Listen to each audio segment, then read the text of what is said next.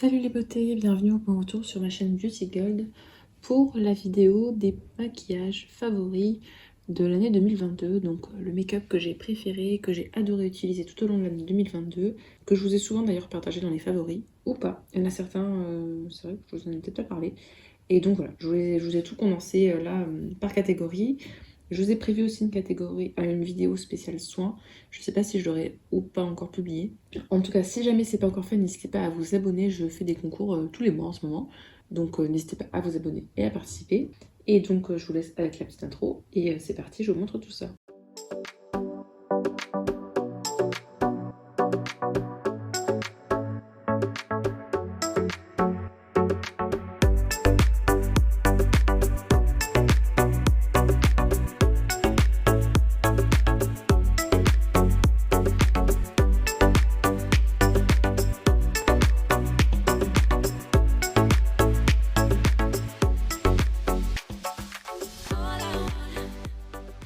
On va commencer avec la base. Donc vous me connaissez, j'ai une peau qui est très grasse. Cette année, alors j'ai découvert la base matifiante de la marque Prescription Lab, donc ma base de teint, que Ambre de la chaîne Amber Beauty Box nous avait partagée. C'est vrai qu'elle est très bien. Maintenant, elle ne remplace pas la Filorga, mais elle est moins chère. En tout cas, je l'ai souvent moins chère sur le site de Prescription Lab. Donc voilà, c'est une très bonne base qui lisse bien, qui floute bien les pores, qui matifie. C'est pas la meilleure, mais elle est très bien. Donc ça fait partie de mes favorites de l'année. J'ai essayé de ne pas vous remettre les mêmes produits que l'année dernière pour varier. Dans la marque Herborian, alors je l'ai quasiment fini, c'est pour ça qu'il y a la pince au-dessus. J'ai dû le couper pour l'ouvrir. De la marque Herborian, donc le Skin Hero au ginseng, perfecteur de peau nue, transformation 7 jours. C'est un mini format que j'avais eu dans le calendrier Marionneau. Et ben il est super. Il matifie la peau. Alors ça tient pas toute la journée, mais l'effet matifiant est là. Il lisse, je trouve que la peau est plus belle, donc j'aime bien ce produit, je l'ai même racheté, tellement je l'aimais bien. Donc c'était mes deux bases préférées. On va passer au fond de teint et bébé crème. Alors bébé crème, encore Herborian, c'est celle d'ailleurs que j'adore utiliser en ce moment, en hiver, je combine avec la base.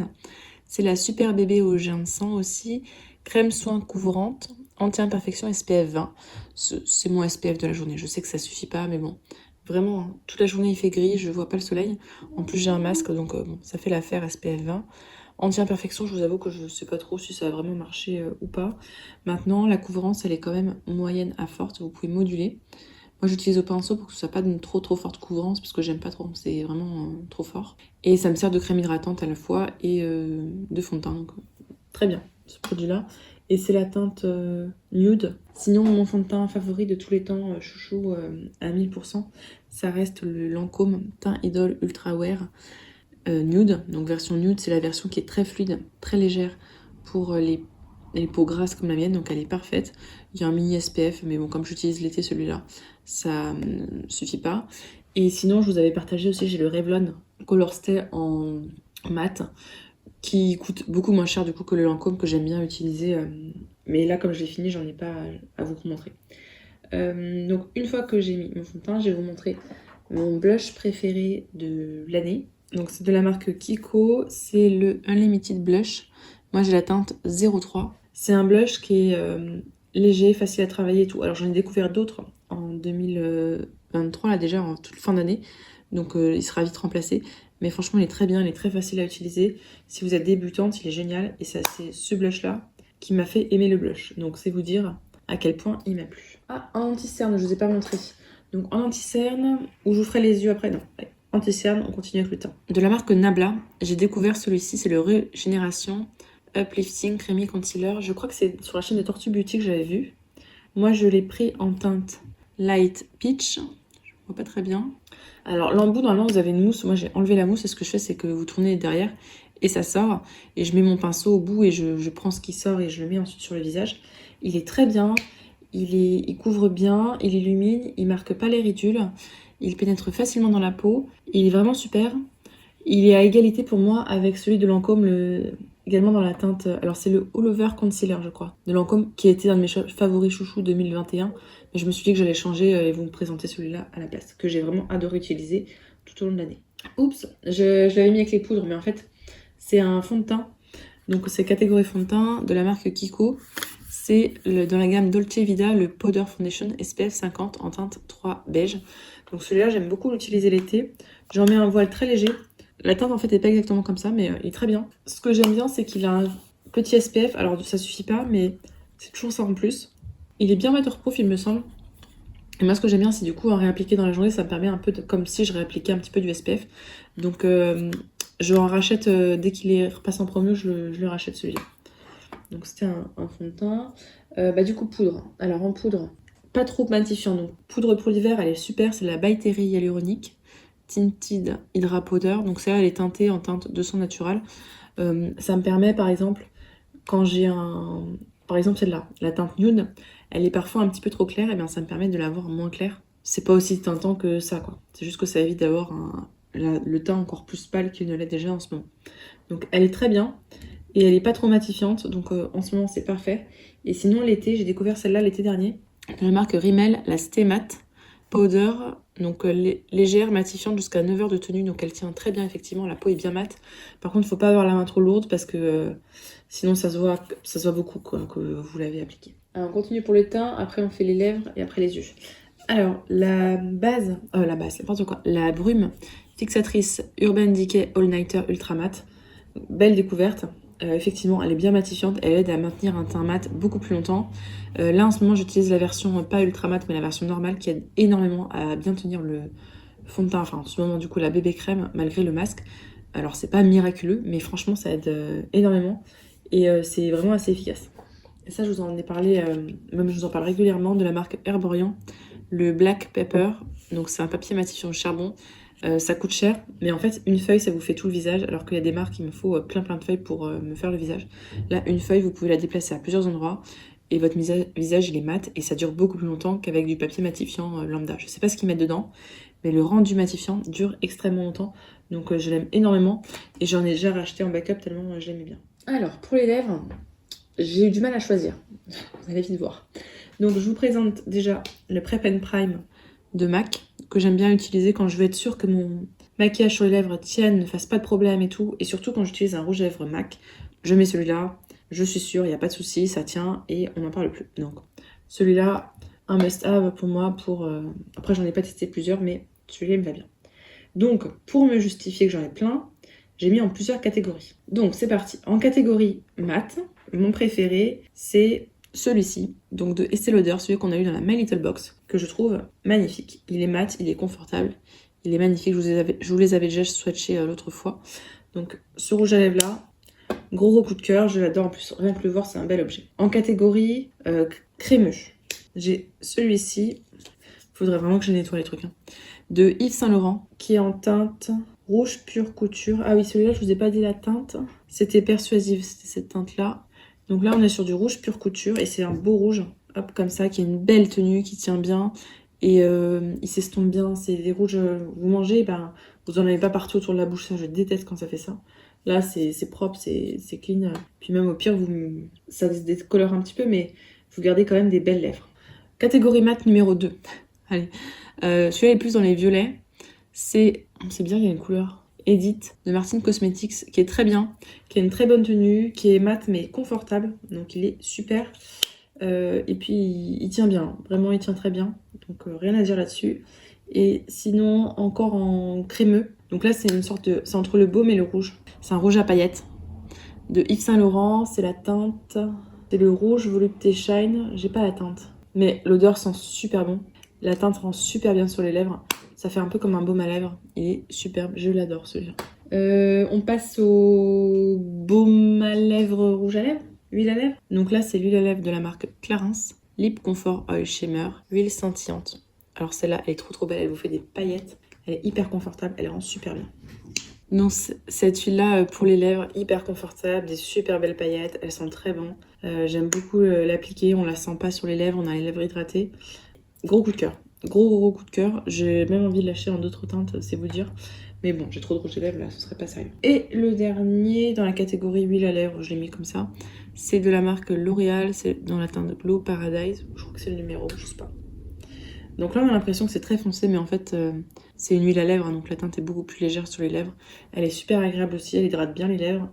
Gros coup de cœur. Et elles sont bonnes aussi. Donc, belle découverte celle-là. Je vous ai dit, hein, les rouges à lèvres, il y en a pas mal. On va passer maintenant aux yeux.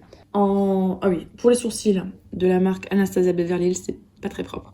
Il y a le Clear Brow Gel, donc c'est un gel à sourcils incolore. C'est une petite brosse qui est très pratique, donc je l'aime beaucoup. En mascara, j'ai 2 mascaras chouchou. J'ai le Lancôme Hypnose. Alors, il remplace pas le Lancôme Doll Eyes, qui est très bien, mais celui-là, je vais vous montrer la brosse. Elle vous fait des grands cils. Enfin, en tout cas, moi, j'ai besoin de volume, elle me fait des grands cils. Et puis, un mascara comme ça, en mini format, moi, ça me dure en général facilement 1 an. Donc, celui-là, il est pas waterproof, mais franchement, il tient super bien. Celui-là, par contre, qui est waterproof, pour le coup, c'est de la marque Luveta, je crois, quelque chose comme ça. Non, c'est de la marque Serge Lutens.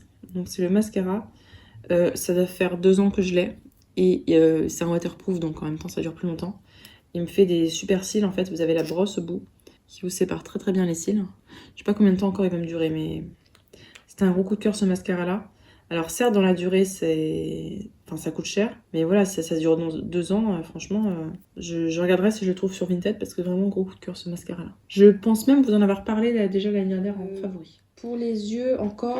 Donc là, c'est une base j'ai découverte sur la chaîne de Aurélie Lebarc. C'est de la marque Sigma. Je crois qu'il y a plusieurs teintes. Donc, c'est une base de fard à paupières. Je pense qu'il y a plusieurs teintes, oui. Moi, j'ai la teinte Init. Et en fait, c'est sous cette forme-là. Vous pouvez tourner au fur et à mesure pour que la base sorte. Mais il en faut vraiment très peu. Hein. Vous faites un coup sur chaque œil. Et vous étalez avec le petit doigt. Et franchement, elle fait pas de peluche. Parce que moi, souvent, j'ai des problèmes de peluche. Elle fait pas de peluche. Elle prend la couleur qu'il faut. Elle s'étale bien. Elle accroche bien les matières. Enfin, elle est vraiment super. C'est super facile de travailler les fards par-dessus.